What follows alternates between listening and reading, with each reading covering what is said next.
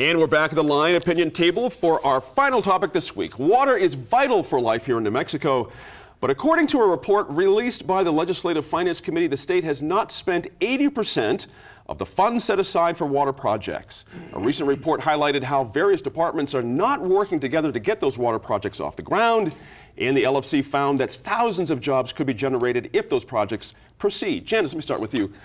There's something galling almost about this. That's not too strong a word, I hope. But there was a quote in here from LFC that said this could mean tens of thousands of jobs. Sure. Not just thousands, tens of thousands. You would think it would be a priority. Why isn't it? Well, there's a whole myriad of things that are happening. One is many of our water systems are run by volunteers. The types of applications that are required, they can't sustain.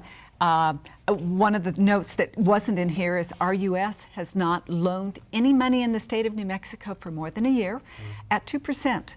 And the reason that that is important is many of our rural systems where these systems, the water projects are set up, don't have the revenue to pay back the 2%. Gotcha. But the fact that going through so many hoops is actually keeping projects from starting is absolutely true. 80%, that's a lot. That's a lot. How do you get, and there's a quote in here saying, look, you can't get past the politics sometimes. Yeah. Is it the politics? What's the problem here? You just have to go with what I think Janice said. I mean, a lot of these if you look at the Navajo Reservation, for example, the infrastructure that they need to make these things happen, is way beyond their means, and they need help. Right. But you have that not just in water, but you have them with a lot of other projects. And, everybody's going to come back and blame the pork system that we have. And it's really no different than the feds. We used to love it when Pete Domenici used to bring home the bacon, and we never complained. The governor could take a much more active role, in this whole system.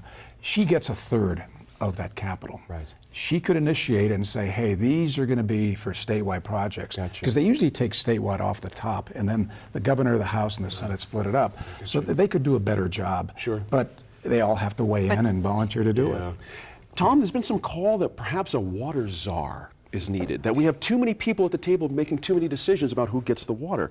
My question there is, who decides who the water czar is going to be? And can you get agreement on that? Okay, so I'm just going to jump right in. And I agree with what the representative and senator both have to say as far as the current situation. It's a command control issue. Yes. And who should appoint? Well, I think it's the state engineer is the one who should, in my perfect world. Okay. I think the state engineer is the one who could be that person where the buck stops. Right. Because they're already dealing in water issues. And, they have that 10,000-foot view. So that's the solution. Or you're saying someone impartial.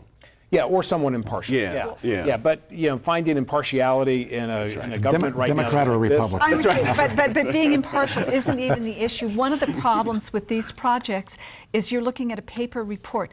Nobody is available to go out and see if they are shovel ready. Gotcha. And so as we go into the budget shortfall, this will be worse. And I want Laura to jump in here because there's more about the money. Capital outlay is tricky. Now, you were at this table. We talked about this very issue a couple of weeks ago, more than a couple of weeks ago, and a couple of years ago.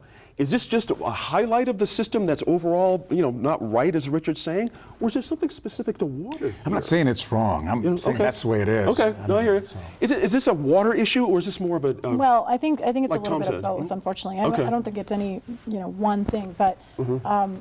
Unfortunately, we're talking about $66 million, basically, that has not been spent, that's sitting there, allocated. And at a time when we need jobs, we need a lot more economic development happening, and a lot of these projects are in rural parts of the state, which need it the most. And so there's definitely a process problem here. There are too many people at the table. I'm not sure that creating another layer, a czar or another board or commissioner, or whatever it would be, would solve this problem. I also have some misgivings, though, about the Office of State Engineer doing it, because they have only because they have so many other things that they are already responsible for.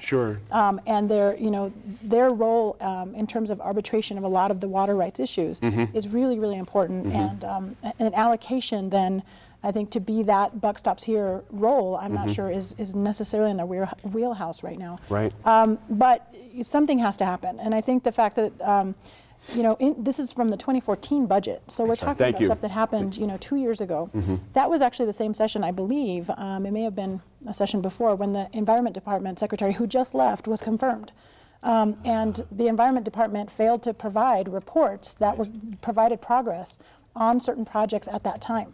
What is happening with the administration where we can't do basic things like get progress reports on, a status report on where things stand at that time, so that the legislature has the tools to make appropriate recommendations and decisions about funding certain projects. We got to wrap up, but is it a point where, like Senator Romero just said, is it a leadership issue that someone could stand up, the governor could stand up and say, I would like to see these things happen. Absolutely. I would like to see the problems from making these things happen solved.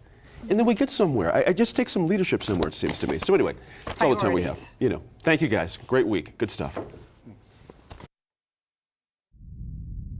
I'm Gene Grant. Thanks for joining us this week for New Mexico in Focus. And as always, we appreciate your time and effort to stay informed and engaged. We'll see you next week in Focus.